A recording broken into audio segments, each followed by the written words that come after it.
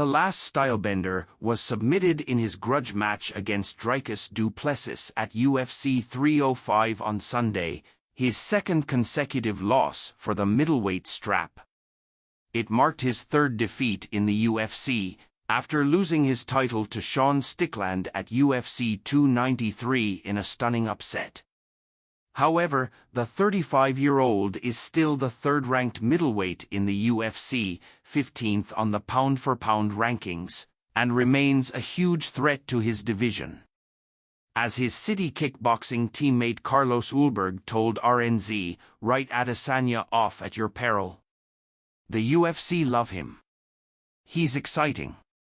He draws a lot of people in to watch him. It's never over for Izzy." With no clear path ahead, here are 7 possible next steps for the stylebender. Adesanya has 2 potential trilogies with rivals Robert Whittaker or Alex Pereira. The latter could see him have another crack at light heavyweight after an unsuccessful attempt at double champ status against Poland's Jan Blachowicz. Though a third bout with Whittaker is unlikely to garner much excitement with the ledger 2-0 in favor of Adesanya, the ongoing narrative he has with Pereira will attract plenty of eyeballs. Adesanya is the only man to have defeated Poatan in the UFC, with the Brazilian chasing the stylebender into the sport after beating him twice in kickboxing years earlier. It was an interview Adesanya gave which was the catalyst for Pereira's arrival and takeover.